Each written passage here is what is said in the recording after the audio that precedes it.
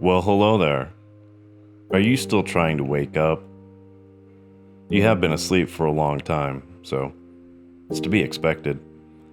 I tell you what, why don't we take a little stroll, get some fresh air, and experience all the beauty this world has to offer? No? You'd rather go back to a life of sin and ignorance?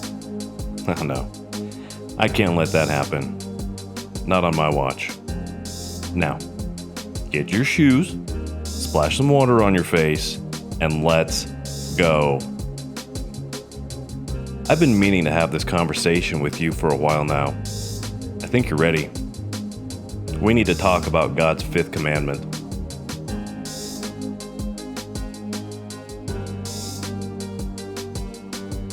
And my perspective on how it still applies today, and why it shouldn't be eschewed for contemporary philosophies.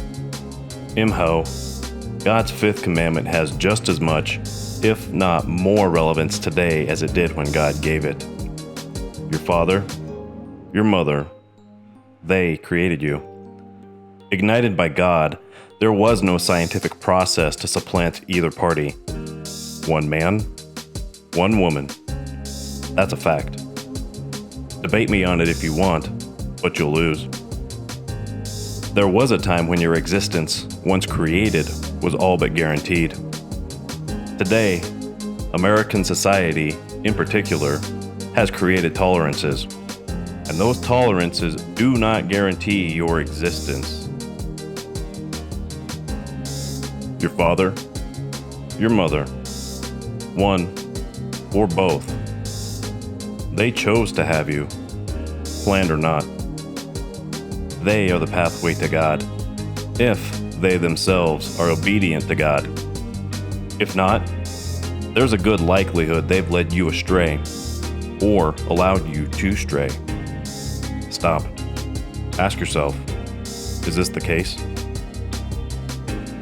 Now, the beautiful thing about God is that He's available to all of us all of the time. Just like your favorite music, TV shows, and video games, amongst other things. In His second commandment, God said He would visit the iniquities of the father unto the third or fourth generation of those who hate Him. The wording of that commandment in itself provides your salvation from your father's sins. If your father's iniquities are only visiting, then you have the power to uninvite them as long as you love God. That clearly demonstrates God's mercy. What if your father or your mother are not worthy of being honored? I would ask you this: when did your opinion supersede the commandments of God? People disagree. Your father or mother may have committed egregious transgressions. If you recognize this, then you have the responsibility to love them and guide them back to God. If they refuse, you remain undeterred, as long as it does not cause you to trespass against God, your neighbor, or your family. Love is a powerful thing, but be prepared to draw healthy boundaries if you must.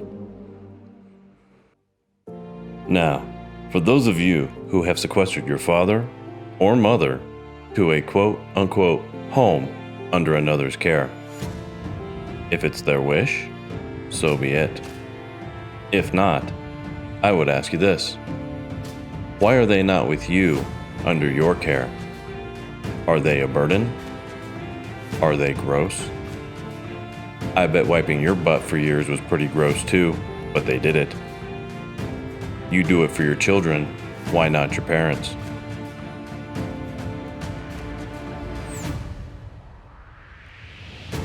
God didn't command you to honor your parents so you could benefit from their death. He gave this world to all of us to find our own path, build our own family. Now get off your butt, build something, create something, and make your parents and your nation proud.